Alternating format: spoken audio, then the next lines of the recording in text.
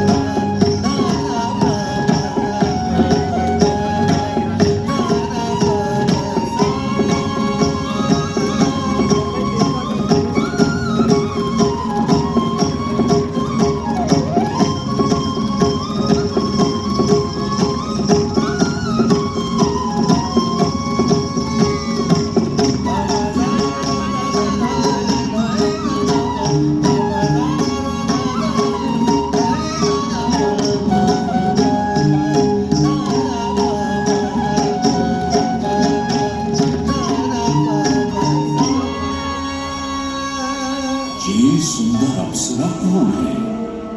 ये कहां से आई है? इसने तो मेरा मन ही मोह लिया। इसे तो मैं ही लेकर रहूंगा। इस सुंदर अप्सरा ने तो हम सबको सम्मोहित कर लिया है।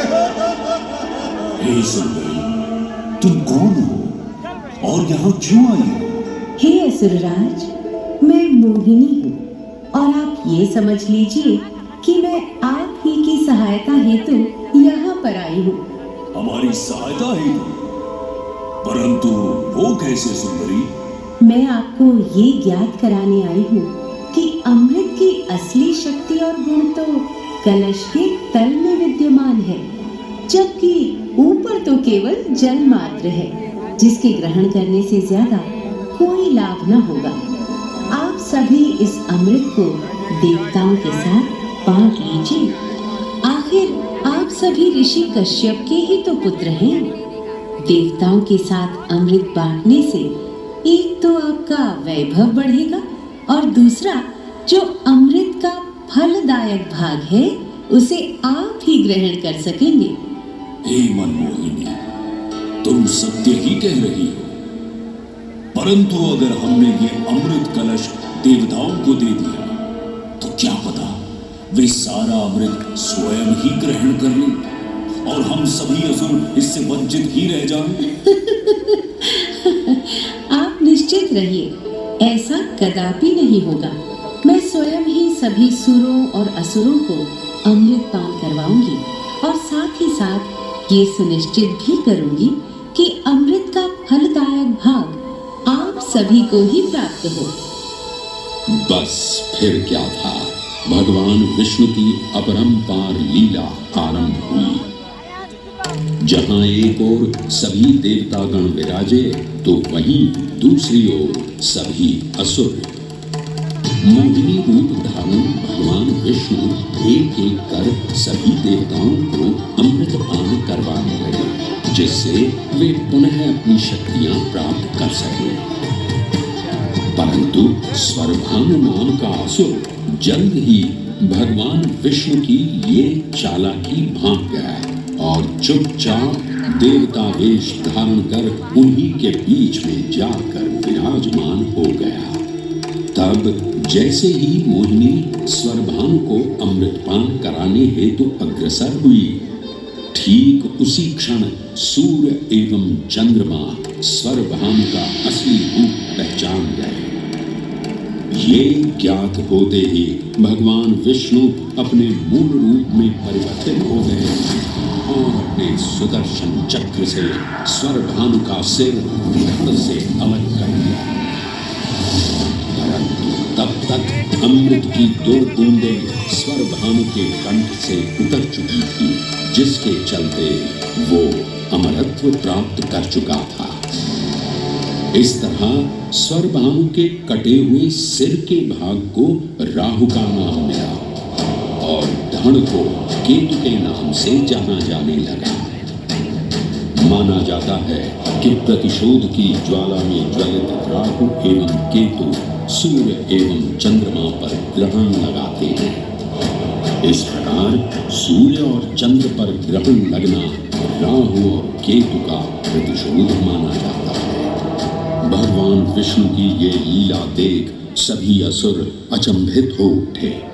इससे पहले कि वे कोई प्रतिक्रिया दे पाते, भगवान विष्णु के वाहन पक्षीराज गरुड़ ने शीघ्रता से अमृत कलश को उठा लिया और अपने साथ लेकर स्वर्गलोक की ओर उड़ चले। कहते हैं पक्षीराज की इस यात्रा के दौरान पृथ्वी पर 4 जगह अमृत की कुछ बूंदें छलक कर गिर पड़ी थीं और इन बूंदों से उन नगरों की नदियों के पानी में अमृत जैसे गुण आ गए थे। वे 4 स्थान हरिद्वार, प्रयाग, उज्जैन एवं नासिक है और यही कारण है कि इन 4 नगरों में कुंभ का पर्व मनाया जाता है। ऐसी ही मान्यता है कि एक दिव्य दिवस एक सांसारिक वर्ष के बराबर होता है और पक्षीराज गरुड़ की यात्रा में 12 दिन लगे थे। इसीलिए हर 12वें वर्ष में कुंभ पर्व मनाया जाता है।